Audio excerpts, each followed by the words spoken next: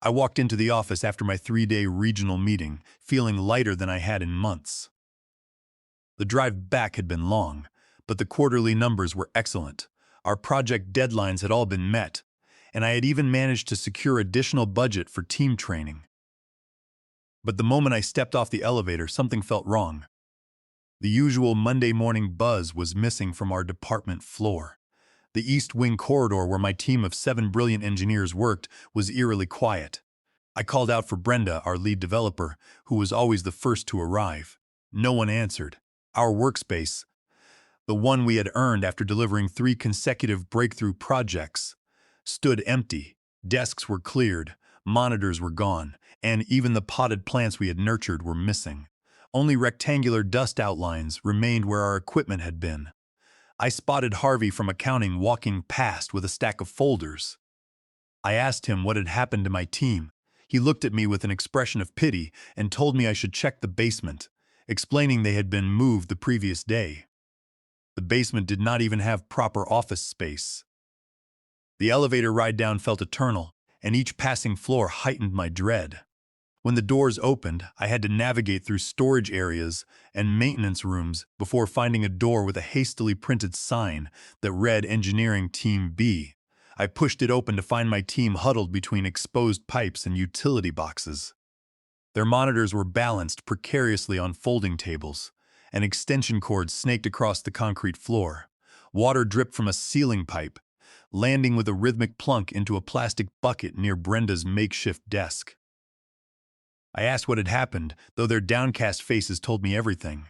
Brenda looked up, her eyes burning with humiliation. She explained that while I was away, our department head had come down with movers and told them they needed to relocate immediately to make room for a new specialist, giving them only 30 minutes to pack everything. A developer named Toby, our youngest team member, added that the bosses claimed this new hire was going to revolutionize the whole department. I climbed back upstairs to our former workspace. It was bright, airy, and strategically positioned between the testing lab and the design team. Now it housed a single person, a young man arranging framed certificates on what used to be my desk. Julian Crawford, our department head of 5 months, hovered nearby with an expression of unbridled admiration. Julian exclaimed when he spotted me, introducing the young man as Pierce, our new productivity transformation specialist. He claimed Pierce's revolutionary approach had increased output by 300% at his last 3 companies, and that he needed proper space to implement his vision. Julian lowered his voice, telling me my team could manage downstairs until the next quarterly budget review. I stared at Pierce, who did not even pause his organizing to acknowledge me. I nodded silently and returned to the basement where my team waited. The distant hum of industrial machinery vibrated through the concrete walls, and the wireless network signal barely reached our desks. The nearest bathroom was a single toilet behind a plastic curtain, and the air smelled of mildew and defeat. Roy, our hardware specialist who had been with the company for 32 years, muttered that this was how we were treated after all our service. I surveyed their dejected faces. These were people who had given everything to this company, pulling countless all-nighters to meet impossible deadlines, now stuffed in a basement like unwanted furniture. Then I smiled calmly and told them to pack their bags. I told them to pack everything, not just their immediate personal items. They stared at me, confused but trusting. I held their gaze, my smile never wavering, and told them to trust me. I instructed them to start quietly gathering everything they might want to take with them someday, and to keep this conversations strictly between us. I stood there watching them begin, my mind already working on a plan. I was not going to let Julian destroy what we had built. My name is Donald Miller, and until that basement moment, I had been the loyal, dependable leader of Engineering Team B for 8 years. Before joining the company, I had spent 15 years coordinating refugee camp logistics during humanitarian crises across 3 continents. The company had hired me for my technical knowledge, unaware that I had spent those years building global relationships while setting up supply chains in impossible conditions. I was not just good at solving technical problems. I excelled at solving human ones. I knew how to build a team that could survive anything, and I knew how to deal with managers who valued style over substance. As I watched Brenda pack her reference manuals and Roy wrap his testing tools, I knew my most important crisis was beginning. I told them we would not complain, we would not argue, and we would not give Julian any excuse to target us. We would simply do our work with complete professionalism while preparing our next move. They nodded, the initial shock fading into a quiet determination. We were a team, and we were going to get through this together. When I transitioned to corporate life, I brought those crisis management skills with me. I could spot talent in unlikely places and build cohesion among wildly different personalities. Each member of my team had been handpicked not just for their technical brilliance, but for their ability to perform under extreme pressure. I remembered setting up supply lines in the Eastern Valley during a flooding crisis years ago. We had no working roads, only muddy tracks, and yet we managed to get food and medical supplies to 12,000 people in under 48 hours. That experience taught me that resources are never the real problem. Management and communication are. Brenda, our lead developer, had been rejected by 3 other firms because of her direct communication style before I recognized her genius with complex systems. Brenda had designed the core architecture of our database, cutting processing times by half. Toby, fresh out of college, but with a natural talent for finding elegant solutions, had been passed over by hiring managers who preferred graduates from prestigious schools. Toby possessed a remarkable ability to find bugs in legacy code that others missed. Roy was ready to retire when I convinced him his hardware expertise was irreplaceable. Roy was the institutional memory of the team, knowing how to optimize our configurations to save the company thousands of dollars every month. Then there was Owen, our quietest member, who spoke 5 programming languages but struggled with human conversation. Owen could write thousands of lines of clean code in a weekend without making a single mistake. Nora had created testing protocols that became our industry standard, ensuring our systems maintained excellent uptime. Gavin had designed security systems that were completely impenetrable, protecting our proprietary designs. Clara could translate complex technical requirements into language that anyone could understand, serving as our bridge to the marketing department. For 8 years, we delivered consistently excellent results without fanfare. We were not the flashiest team, but the executives knew we were the ones to call when they needed something impossible done reliably. 5 months earlier, our longtime department head retired, and Julian Crawford arrived with grand ambitions but zero understanding of our actual work. From his first day, he had been hunting for a game-changing initiative to impress the executives, ignoring our consistent results in favor of flashy innovations. His golden hire, Pierce, had dazzled him with presentations filled with buzzwords and promises of revolutionary methods. What Julian never investigated was why someone with such transformative skills had changed jobs 3 times in 2 years. For 2 weeks after the basement relocation, we worked from our exile. The conditions were abysmal. The temperature fluctuated wildly. The lighting gave everyone headaches, and twice we had to cover equipment during overhead pipe leaks. Yet, my team followed my quiet instructions. They archived projects, organized knowledge bases, and created transition guides while continuing their assigned tasks without a single complaint to the upper management. I had them document every line of code and map every system dependency. One afternoon, Owen whispered that he did not understand why we were documenting everything so meticulously when they did not appreciate our work anyway. I replied, loud enough for everyone to hear, that everything we did should be done with integrity, no matter where we did it. The others exchanged glances but kept working. They trusted me, even if they did not understand my ultimate goal. I was already in contact with an old colleague named Audrey, who was now a senior executive at Synapse Solutions. We had worked together years ago during a logistics crisis in Europe, and we stayed in touch. When I told her about our situation and the talent of my team, she was immediately interested. She had been looking to establish a new engineering division at her company and knew the value of my team's track record. I sent her our performance metrics and the transition documentation we had been compiling. The numbers spoke for themselves. While Julian was busy parading Pierce around the executive suite, I was negotiating employment terms for my entire team. Audrey offered us double our current salaries, proper working conditions, and complete autonomy to build a new division from the ground up. It was an incredible offer, but I knew we had to play our hand carefully. We needed to ensure there were no legal loopholes that Julian could use to block our departure. I reviewed our employment contracts and confirmed we had no non-compete clauses, but I knew Julian would try to fight back once he realized what was happening. We had to remain professional and keep our plans hidden until the moment was right. I spent my evenings drafting detailed resumes for each team member, highlighting their contributions to our major projects. I wanted to make sure Audrey's human resources team understood the unique value of each person. In the basement, we created a detailed roadmap for our transition. We did not use company servers to store this information. Instead, we kept everything on encrypted personal drives. We were preparing our escape with the same precision I had used to set up supply lines in the desert. Every detail had to be perfect, and everyone had to play their part without drawing attention. We continued to submit our weekly progress reports on time, and we did not complain about the leaks or the heat. Julian assumed we had been broken by the move, but in reality, we were more united than ever. Then came a surprising call from Victoria Thorne, our Chief Executive Officer, requesting that I present our team's accomplishments at the upcoming board meeting. My team's spirits lifted, believing this was finally our chance for proper recognition. I told Victoria that we would be honored to do so, and that I would bring our lead developers to explain the technical details of our work.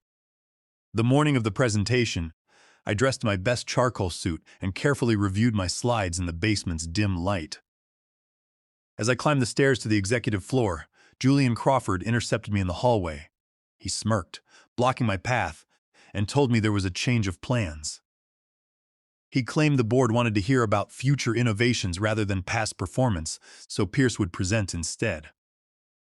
I told him that Victoria had specifically requested my presence, but Julian claimed he had spoken with her that morning, and she agreed. His approach made more sense. He smiled coldly, saying the board needed to hear about where we were going, not where we had been, and told me I could return to my workspace. I stood there, keeping my composure, refusing to let him see how angry I was. I simply nodded, told him I understood, and walked back down the stairs to the basement. My team deflated when I returned to the basement with the news. Toby glanced at his half-written resignation letter visible on his screen, asking if we were just giving up. I replied steady that we were not giving up yet and told him to keep packing quietly. Later that day, word spread through the company grapevine that Pierce's presentation had bombed spectacularly. Board members had asked deep technical questions that he could not answer, exposing his shallow understanding of our core business. Julian attempted damage control by promising our team would implement the concepts despite our supposed reluctance to embrace change.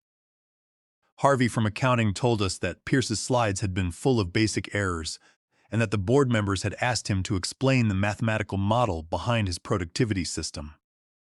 Pierce had stuttered and mumbled, unable to provide a single coherent answer.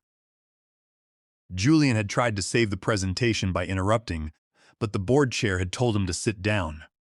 That afternoon, Julian visited our basement, suddenly acting very friendly. He announced that he was considering moving us back upstairs to the East Wing. The East Wing was slightly better than the basement, but it was still a clear demotion from our original space. It was a drafty area that had been used for storage, and it was clear he was still trying to keep us away from the main floor to protect Pierce's ego. The message was clear. We were still considered less valuable than his golden hire. I looked at Julian and thanked him for recognizing our value, which surprised my team who expected me to reject the offer. Hope flickered in the basement again, and Toby admitted she had torn up her resignation letter, thinking things might improve if we moved back upstairs. I merely nodded, saying nothing to confirm or deny her optimism. 2 days later, I invited Audrey to tour our facility. As we walked through the departments, I deliberately timed our arrival at the executive floor for when I knew Julian would be showing Pierce around to potential clients. Julian called out to me loudly and too friendly, saying it was perfect timing. He asked us to meet the executive team from Apex Solutions who were interested in Pierce's productivity system. I approached with Audrey in tow, and Julian eagerly introduced her to Pierce, who launched into his rehearsed speech. Audrey listened politely, and when he finished, she remarked that his approach was fascinating. She asked if he had used it successfully elsewhere. Pierce confidently claimed his methods boosted efficiency dramatically at his previous companies, mentioning that Northwest Technologies saw a 300% productivity increase in just 1 quarter. Audrey replied cool and measured that she sat on the board of Northwest Technologies, and they had never recorded such improvements. She added that they had noted significant project delays during his tenure there. The conference room went silent and Pierce's confident smile faltered. Julian's face flushed as he stammered that there must be some confusion. I interjected calmly that there was no confusion, explaining that Audrey was here because I had accepted her job offer, and I was bringing my team to establish a new engineering division at her company starting the following Monday. The clients from Apex Solutions looked at each other, their interest evaporating instantly. I knew Julian had spent weeks setting up this meeting, hoping to secure a massive contract based on Pierce's methodology. In a single moment, his golden hire had been exposed, and his department's future was in ruins.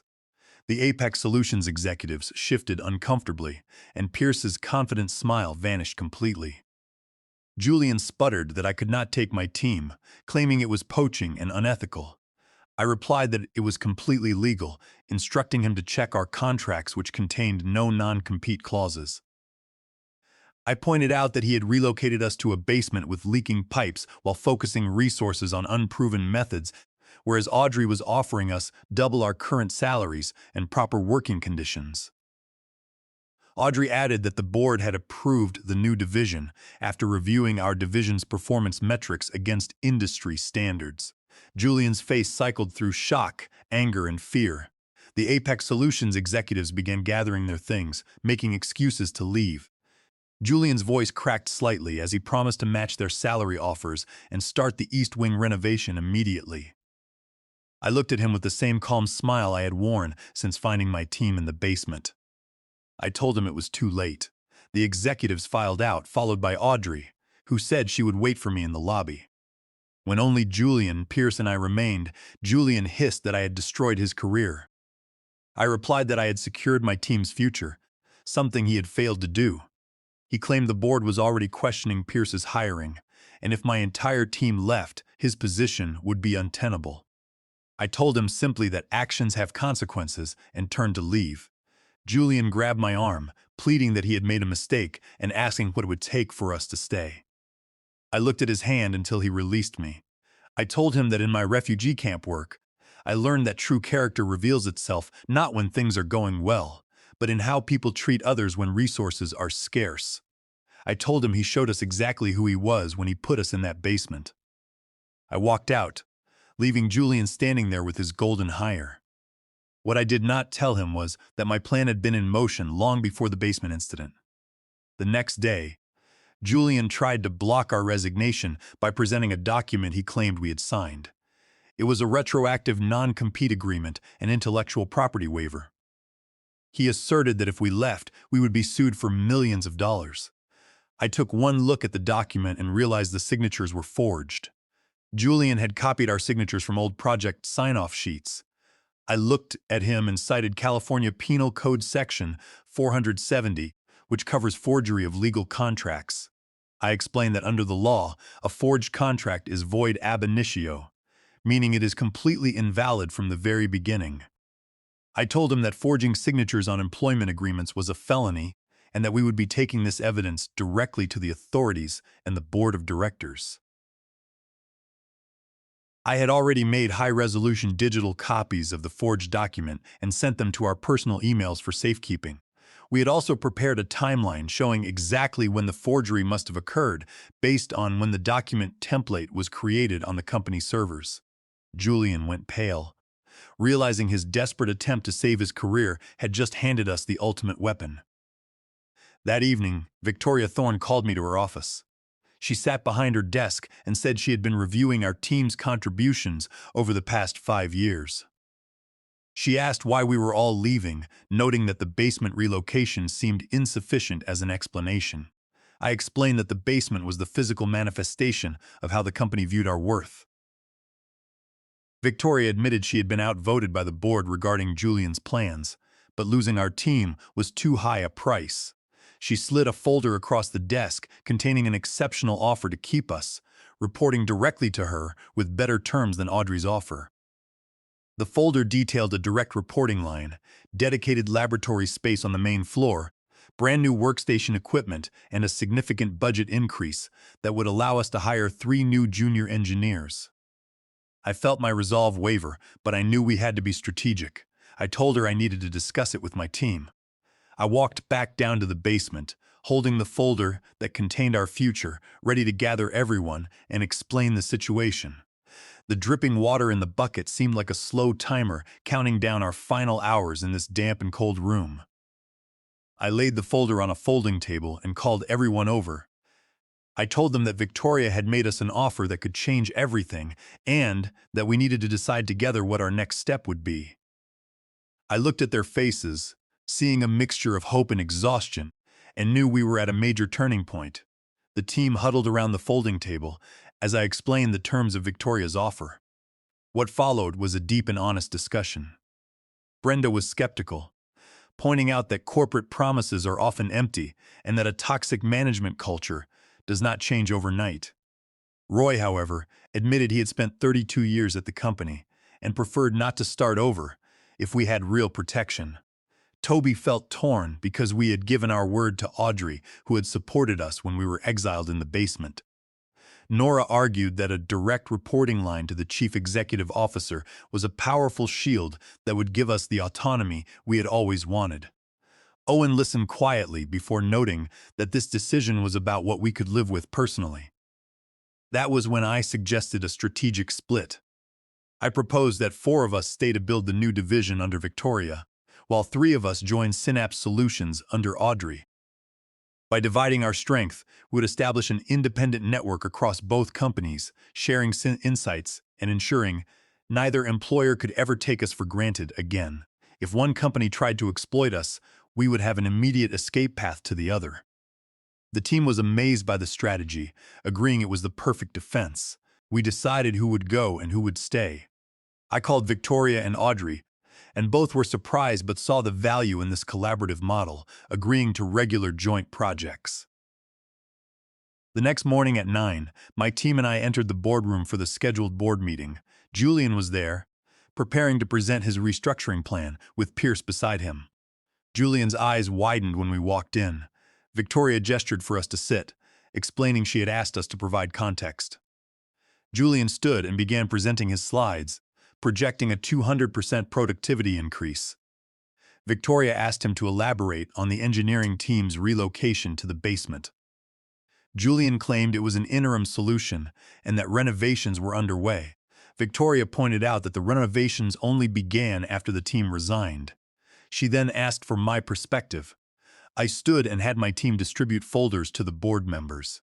The documents contained a detailed productivity analysis showing my team was responsible for 78% of the department's deliverables. It also included a background check on Pierce, revealing a wrongful termination lawsuit at his previous company and a class action settlement before that. The board members read in silence as Pierce sank into his chair. Julian sat frozen in shock, his mouth opening and closing as he tried to find words to defend himself. I then revealed the forged non-compete document, explaining that Julian had violated California Penal Code Section 470 in a desperate attempt to trap us. I explained that the forgery made the agreement void ab initio and that we had already prepared a formal report for our legal counsel.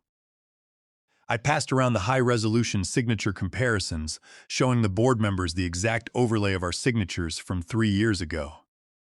The evidence was irrefutable, and the board members stared at the documents in absolute disbelief.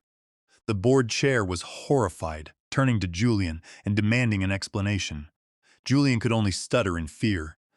The board chair asked us to leave the room so they could discuss the matter privately. 3 hours later, my team and I were celebrating at a local restaurant when I received a text message from Victoria. She stated that Julian and Pierce were gone, the board had approved our proposal, and asked when I could start as department director. I replied that I would start on Monday, splitting my time as agreed. 6 months later, our collaborative model had become a massive success, increasing innovation and raising stock prices for both companies. Julian was working at a much smaller firm in a minor role, and Pierce was struggling to find clients.